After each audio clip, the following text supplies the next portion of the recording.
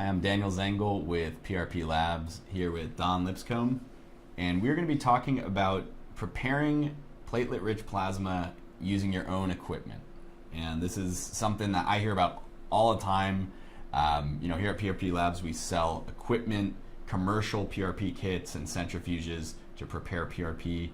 And a lot of people are thinking, is there a way to do this cheaper? Mm-hmm. And you can definitely make PRP in a cheaper way, but sometimes it's not safe. A lot of times it's not fast, and a lot of times you're going to end up with a really low concentration PRP. So in order to investigate the feasibility of making PRP using your own equipment, we've looked at some of the studies that are out there assessing different methods for preparing PRP, and we're going to be talking about two of them today. So Dawn, can you start telling us about one of these studies that researchers prepared their own PRP? Sure. So the researchers in this study really wanted to, well, not only see if they could develop a more cost-effective way of making PRP, but also see if maybe they could eliminate some of the variability between the final concentration in platelets, right, depending on a person's initial baseline count, okay, basically. Right. So for this method, they used just standard 10 milliliter vacuum tubes for mm-hmm. blood collection. So these are just, I guess, normal tubes. Yes. So this is a topic that comes up a lot, because when people are trying mm-hmm. to make their own PRP, a lot of times they're using these test tubes, vacutainers, or mm-hmm. tiger top tubes, or any sort of these serum separation tubes, they call them SSTs. And there's a lot of questions you need to ask, like, is this tube FDA approved for re-injecting into mm-hmm. a patient? Because a lot of this equipment is made for labs for research purposes. Yeah. They're not necessarily medical devices. And so with that being said, we don't have enough information to really tell for this mm-hmm. study, but yeah, something to consider. So anyway, they drew blood using these vacuum tubes, and they added sodium citrate as an anticoagulant, which we've seen before actually, that mm-hmm. sodium citrate is probably one of the better anticoagulants. Right. So they decided to do a double spin method, and for the first spin they did the soft spin, mm-hmm. I guess at 250 G for 10 minutes, and G is just the centrifugal force that right. they applied. So, and this is to separate the red blood cells from the buffy coat, mm-hmm. From just the plasma. Mm-hmm. And so this is pretty typical, just to get that initial first step. Right. So where the authors differ on this one is that they wanted to see if during the second round, mm-hmm. if they could maybe separate out those platelets from the buffy coat a little bit more, basically bring them out of suspension. And so this, in the second spin, I'm assuming this is after they've siphoned off the mm-hmm. plasma suspension, put that into exactly. a new vacutainer. I'm assuming yeah. yes. Okay. The details are a little vague, but mm-hmm. but yes, they did siphon off the top bit. And so the way that they determined what centrifugal force to use, they actually compared it to baseline. And so people with lower initial platelet counts, mm-hmm. they decided to use higher force. Okay. And so the thought is behind this is that you're going to bring more platelets right. out of suspension. Got it. So the patients were divided up basically into 6 groups. There were 3 per group, mm-hmm. and they tested out for the second spin forces of 300, 500, 750, 1,000, 1,500, and 2,000 G. Got it. Okay. So they did a very wide range. Uh-huh. And basically, this was for 10 minutes. Basically, sure. what the authors saw was that there was a slight, there wasn't much change between 3 and 500. However, from 500 to 750, there's a big increase, sure. and 750 to 1,000 G. Okay, and then after that, did it? And then after that, it plateaued. So the authors ended up comparing 500, 750, and 1,000. Mm-hmm. What did they find? They found that the final platelet count mm-hmm. actually was the same for all three. Oh. Okay. However, the fold increase was considerably more. Now, mine for 1,000, for instance, over 500. Got But it. mind you, the people in the 500 G group started out with a much lower initial platelet count for Right. baseline. Right. So this just normalized all three groups. Got it. Yeah. Sure. So I mean, it makes sense too. Essentially, the faster they're centrifuging this plasma suspension, the more platelets are precipitating at the bottom. Exactly. Yeah. So they're coming out of solution, out of what you would call the platelet poor plasma, and they're becoming more suspended right in between that layer that you want. Right. So. Right. Okay. So we know if you're making your own PRP, the rate at which you spin the centrifuge will affect how many. Exactly. How much of those platelets are actually recovering, and right.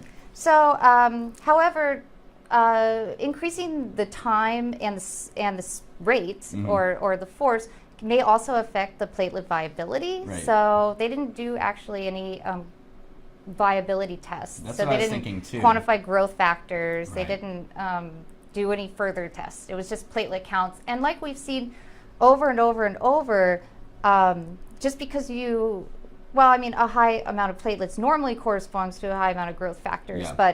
but sometimes just the typical like 3x, 4x will have plenty of growth factors to have a therapeutic effect. Right. It just depends on the platelet viability, Right. and even a high platelet count sometimes.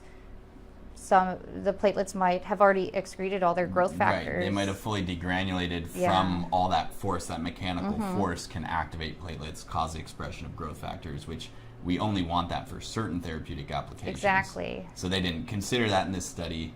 No, and also I guess the main thing too is that in a clinic or in a clinical setting, you're not going to really have the ability to take whole blood counts every single time that you do this. It's pretty unrealistic. Yeah, so I mean, I like the idea for research. I think Yeah. it's a great idea. Yeah. But in a clinical setting, maybe it might be a little bit more challenging. Right. Not timely, and Yeah.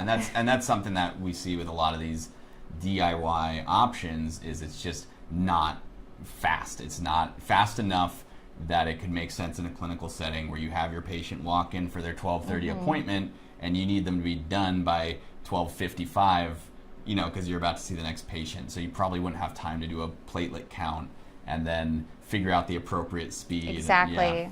Yeah, that's a lot of extra steps that the more steps you have too, the more room for human error you have as well. So Right. that's something to consider. Now, this other study that we were looking at, I know is a little bit more of like a whole process that you could use to prepare PRP. And one thing that we already talked about, again, they use syringes and test tubes. Oh, do they use test tubes in this one? Or They didn't explain what it was. They just said it was a medical test tube. Okay, right. I don't know Again, what that is, though. Is so that there wasn't FDA a brand. approved for reintroducing into the human body? Maybe not. Yeah, so they started out with 5 milliliter tubes, and so they started out with 60 milliliters from each patient. They only had 2 patients, Right. which also I kind of have issue with in this study. They should have had a few more. Okay. Right. But they started with 60 milliliters, and then they distributed it between 15 5 milliliter Okay. test or test I think it tubes. was like syringes that they Syringes, used. Because yeah. what they did in this study is they had to clip off the handle on the plunger. They had to clip that off with scissors, which already I'm thinking is crazy, because one time, what clinician out there is preparing PRP and is going to be clipping off the little wings on 15 5 milliliter syringes? That just seems totally unrealistic, and it seems a little dangerous, to be honest, because you're modifying this medical device with scissors. You could be cracking the plastic. You could be introducing holes, and I mean, how sterile are your scissors too? You just have like them laying in your desk drawer. Yeah.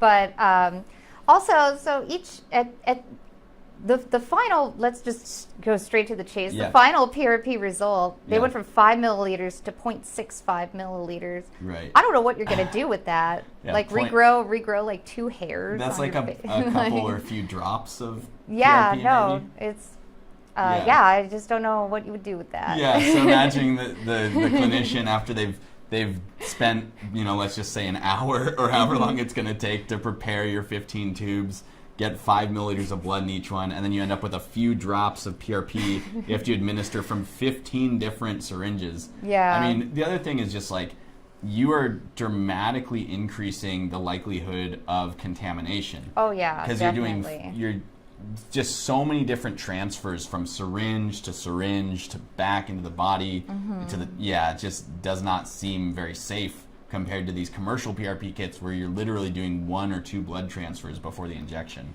Yeah, so I mean, and also not to mention, like, whenever you go from already kind of a small volume relatively to a really small volume, then you're introducing all kinds of other artifacts, like the platelets can stick to the sides, and then that's going to skew it, because true. Ultimately you have a very small volume of liquid in a very, very large surface area. Yeah, absolutely. So a lot of that could be sticking to the inside of the syringe and exactly. I mean, it's like, or the inside of the needle even. I mean, when you're talking about just a few drops of PRP, even that would make a difference. Exactly. It's like, when you have sort of like a container of honey or ketchup, when you get right to the end, most of it's going to stick. And it's going to be difficult to get out, right? Yeah, so. Yeah, don't let it versus happen. if it's full, so. Yeah, so I mean, there's a handful of other studies on, PubMed and various different journals that publish these. This is like one of the better ones that we've found, and it doesn't seem like that great of an option, so. And if these were I'm just going to say this, if these were just like regular lab syringes, like what we use, you would absolutely not want to inject that back into your body. Because also, like those things, like they're not sterile on the inside. They're filled up with air, so. Right, yeah. A commercial PRP kit is hermetically sealed. It's been gamma ray sterilized, right? So like, that's a lot different than the equipment they sell to labs to do experiments. Yeah. And so it scares me when I hear about clinicians trying to save a few bucks, thinking up their own methods because they worked in a blood lab, but it's a little different when you're working with patients. Yeah. All right, Dawn, well, thank you for talking with me about this. We're going to have some more videos coming up on PRP in just a minute here, so stick around.